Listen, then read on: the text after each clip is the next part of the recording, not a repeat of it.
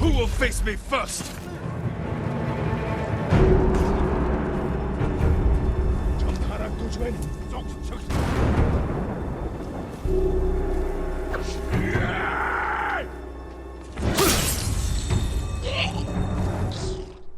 Sucker Punch Productions kickstarted the generation with the release of Infamous Second Son in March 2014, acting as one of the first big first-party titles for the freshly launched PlayStation 4.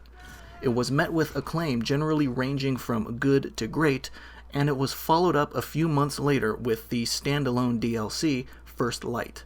After that, the Washington-based studio fell into silence, and for a few years we were left wondering what it was they were working on next. Another Infamous game? A new IP? Perhaps even a return to Sly Cooper? It wasn't until October of 2017 that we were finally given an answer. During Sony Interactive Entertainment's press conference at the Paris Games Week, the reveal trailer for Ghost of Tsushima finally premiered, and it left quite an impression, at least on me. As time passed, we received more information on the game, with trailers and screenshots sometimes months apart, though it eventually came to light that it was indeed an open-world stealth action-adventure akin and drawing comparisons to early Assassin's Creed games. But now that the game is out, have those comparisons been just? Is it too much of an oversimplification to merely call Ghost of Tsushima the Japanese Assassin's Creed we've been asking for yet Ubisoft refuses to make? Or is it more accurate than Sucker Punch may have intended, at least from a gameplay perspective? Let's talk about it.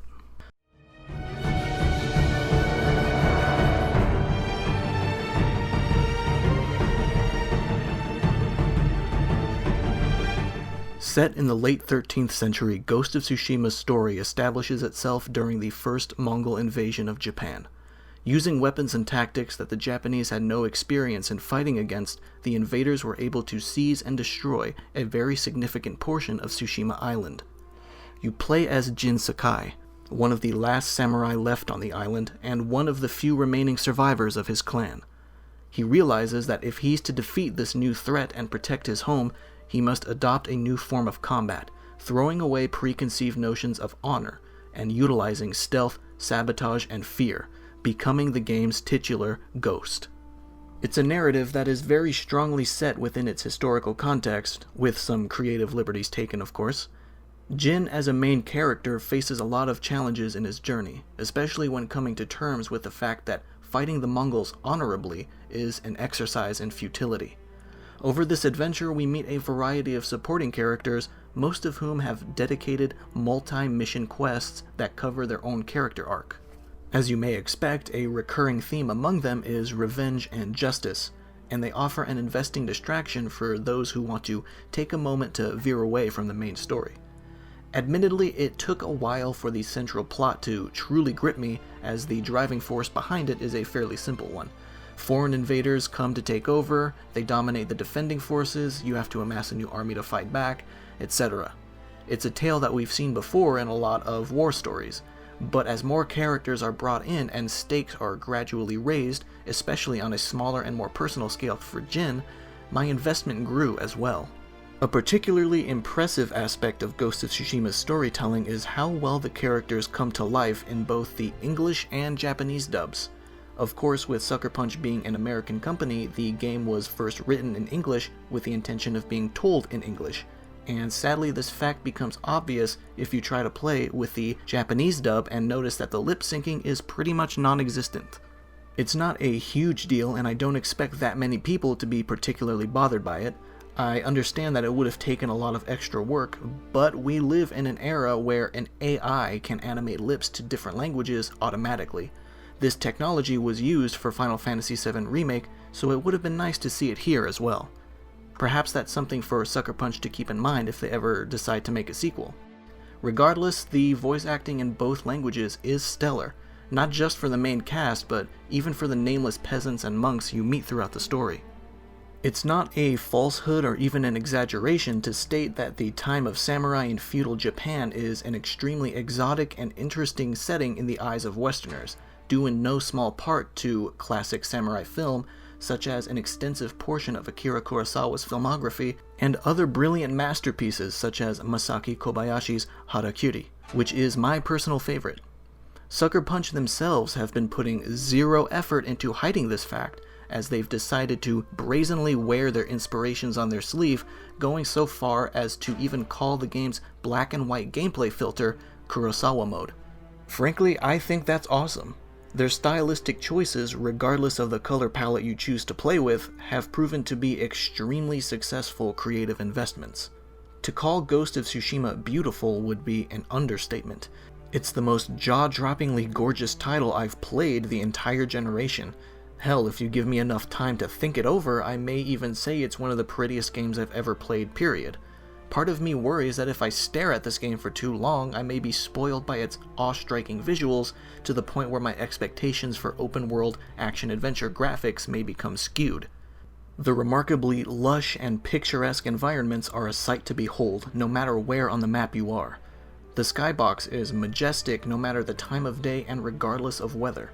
The art style boasts a mixture of realism and a subtle, sort of matte-like texture on the insanely dense amount of flora that makes the foliage and surrounding nature seem otherworldly, straight out of a painting, which is no doubt a purposeful goal the art team had in mind. Colors are vibrant without being harsh, and the amount of particles flying around everywhere at any given moment make the island of Tsushima feel like it's taken a life of its own. Equally beautiful is the music, composed by Shigeru Umebayashi and Ilan Ishigiri. Hopefully I'm pronouncing that correctly. The score is a massive contributor to some of the best moments in the game, including the amazing opening sequence, which gives a hell of a first impression. These atmospheric tunes only add to the feeling of authenticity by incorporating instruments commonly associated with or from Japan, like taiko drums and the shakuhachi flute. It goes to show that no expense was spared in ensuring that the player knows they're in Japan when they play Ghost of Tsushima. Sucker Punch made the right decision to focus so much attention to detail and visual style because it has consistently wowed me in that regard. They also did the smart thing of implementing an intuitive and responsive photo mode that offers a plethora of options, including color filters, field of view options, particle effects, real-time weather and time of day shifting, and the option to add letterboxing, so you can capture the cinematic feel the game so proudly bears. Matter of fact, Ghost of Tsushima is the only game where I've spent a significant amount of time in photo mode. In every other game I played that had a photo mode of their own, I would only bring it up once just to mess around with it, and then never again, and that's assuming I touched it at all. It really is a testament to the game's artistic direction that I've taken the time to snap as many screenshots as I did, as you can see right now. In some cases, I even captured scenes as an animated picture with slow, gentle panning. Ghost of Tsushima's photo mode draws out the aspiring cinematographer in me that was a lot more passionate than I anticipated. Furthermore, you bring up this fantastic photo mode with the press of a button, and it'll pop up anytime, anywhere, without even a hint of a loading screen. Speaking of loading screens, this game's load times are mind-bogglingly short. The initial load screen you see when you first start the game is reasonably long, but once the action starts, zipping around different points on the world map through fast travel is short. And I mean short.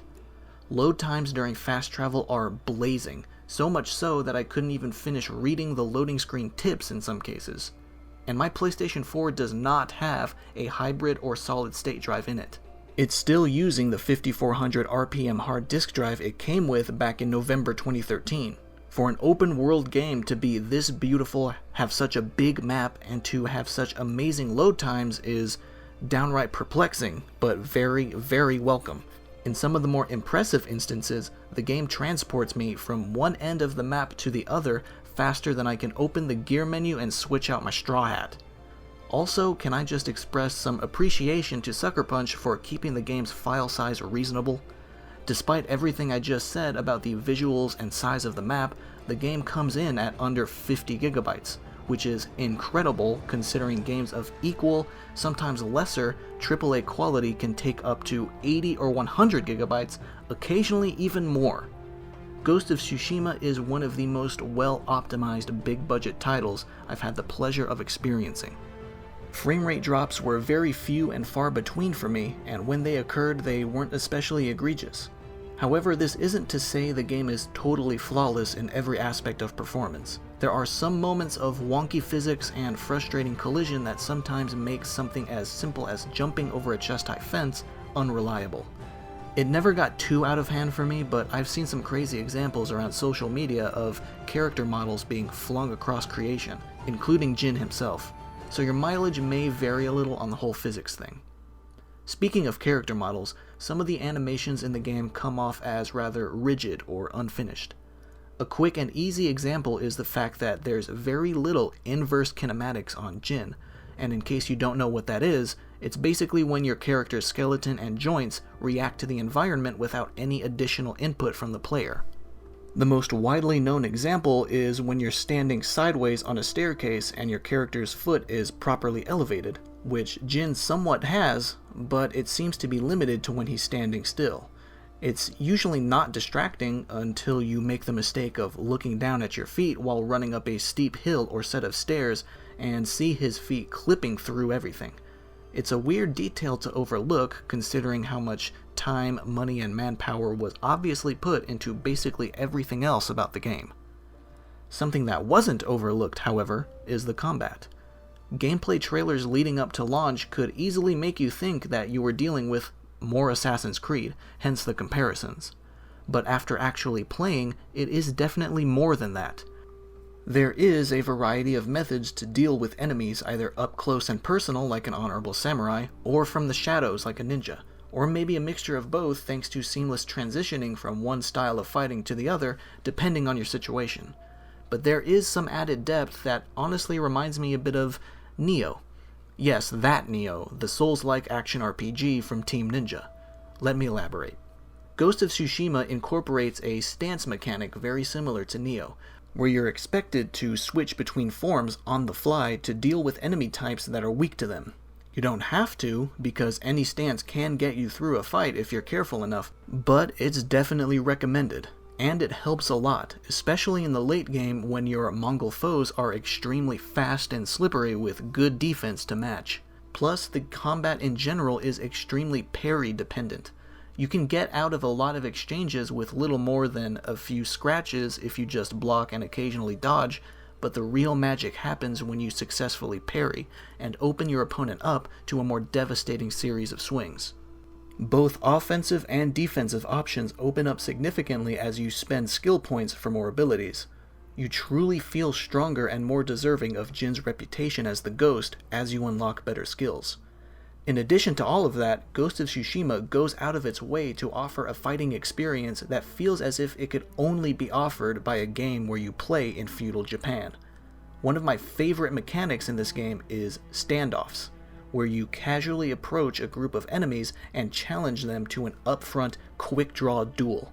You hold the triangle button down to grip your sword and then release it to unleash a mortal slash, putting down any foe in just one swing. And with a combination of unlocked skills and a specific piece of armor, you can create a link of up to 5 enemies to cut down in a row, which solves many issues, including wiping out a significant portion of opponents in the area in one fell swoop. Plus, it just looks fucking cool. The utilization of things like smoke bombs, kunai, a grappling hook, and explosive arrows open the door for really dynamic, spectacular sequences that just let you style on the Mongol invaders. Basically, gameplay can be extremely rewarding once you learn the ins and outs of all the tools you're given. Your stealth kill animations even become shorter as you upgrade your Tanto, a nice in-universe implication of Jin becoming more accustomed to his role as the Ghost. Unfortunately, it's not all a paradise on the gameplay side of things. The combat experience is worsened a bit by the greatest enemy of most action games, the camera. During stealth, it's fine, but when you're dealing with a swarm of 7 enemies at once, it becomes unreliable at best and downright god-awful at worst. The game lacks a hard lock-on, which is fine because after hitting my stride with combat, I know now that it doesn't need it, but because of this, the camera also never tracks any singular target consistently, requiring you to manually move it around if you wish to keep all of your opponents on screen at once. because even if they aren't, they will attack you, and you will get hit if you don't see them. God forbid you fight a group of enemies in a room or near a wall in general, because then the camera becomes the biggest obstacle in that fight. A fairly significant portion of the damage you'll end up taking will probably be due to the camera just not being dependable. In fact, I've even had a few standoffs ruined because the camera decided to rest in a spot where half of my opponent's body was obscured by grass. It was extremely rare, but it did happen. The beauty of Tsushima Island towers at a standard that is far above average, not just visually, but in terms of simply feeling like a handcrafted world. After many hours of riding through forests, flower fields, swamps, and frozen tundras, I've come to appreciate the identity of the various regions of the map. I never roamed around and ended up forgetting where I was due to areas looking dauntingly similar to one another. The world doesn't feel like it was slapped together by some automatic terrain generator or something. However, the mission structure doesn't feel up to par with the design of the setting it inhabits, and this is probably Ghost of Tsushima's biggest weakness, and where the Assassin's Creed comparisons become the strongest. Unfortunately, this game falls to the same formula of progressing the story and driving the player towards exploration, which is open the world map, select a question mark, go to it, do a basic checklist of similar objectives, which are always combat related, and repeat. More often than not, a side quest functions as follows. You reach a place, find footsteps, follow them, and get into a fight. The end. Frankly, mission objective variety does a very poor job of living up to the standard that the visuals, atmosphere, and setting of the game sets for itself. The Assassin's Creed similarities are at their strongest when you're near the end of the game and open up your world map only to see an absolute mess of a dozen different icons slathered around the screen. The optional activities the game offers you at least have a bit more depth than just being collectibles. Shrines that give you charms to equip are basically platforming challenges, and the bamboo strike task to increase your maximum resolve is a fun little memorization and speed minigame. They're fairly good distractions for when you want to take a break from fighting, though only short ones. As far as the user experience goes, Ghost of Tsushima manages to take some of the more intrusive and immersion-breaking aspects of open-world structures and twist them into something that does fit its world. The biggest and best example is probably the guiding wind. Simply put, there is no compass or minimap in Ghost of Tsushima. If you want to be directed to your waypoint or your next objective, you swipe upwards on the touchpad, and nature itself will point you in the right direction. It's a function that's been in every single open world game you've ever played, but here it is turned into something new and expertly blended into the setting. Furthermore, the game's heads-up display in general is extremely uninvasive, and is in fact invisible entirely unless you're actually in a fight. And when it does show up, it's subtle and only presents the information relevant to what you're currently doing. It's a clean, neat UI experience, which I always appreciate. To go back and answer the question I posed back at the start of this video, I would say yes. Calling Ghost of Tsushima the Japanese Assassin's Creed is indeed a bit of an oversimplification in some respects, as I feel that it undermines the game's unique visual identity, deeper combat, and personalized mechanics like standoffs. But it's also a fairly true statement considering the objective variety that is only serviceable at best, and the world map at large is basically an icon collection. Overall, however, Ghost of Tsushima is the kind of game that deserves to end a generation. Its visuals are stunning, its music is enthralling, its combat is fun and dynamic, its setting is exotic and real, and it makes the absolute most out of the inspirations it wears on its sleeve. It's a memorable experience that hits many of the right notes, though it may be a tad lackluster on the mission structure side of things. From its rewarding parry mechanics to its addictive photo mode, this is the swan song fitting of its position at the end of the PlayStation 4's 7-year-long life before we head into the future. I don't know if Sucker Punch ever intends to return to the series, but with the right improvements in the right places, a sequel or spiritual successor could be even better. For the short term, however, I would greatly look forward to an enhanced PlayStation 5 version, if only so I could take some snapshots at 4K. This concludes my review for Ghost of Tsushima. I highly recommend it for anyone who enjoys open-world action-adventure games, and especially those who are interested in the feudal Japan setting. If there's any potential drawback the release of this game could have, it's that it raises the bar for visuals and performance for similar games, even for Sucker Punch themselves. Regardless, I am keenly interested in whatever they do next. Thanks for watching, and I'll see you around.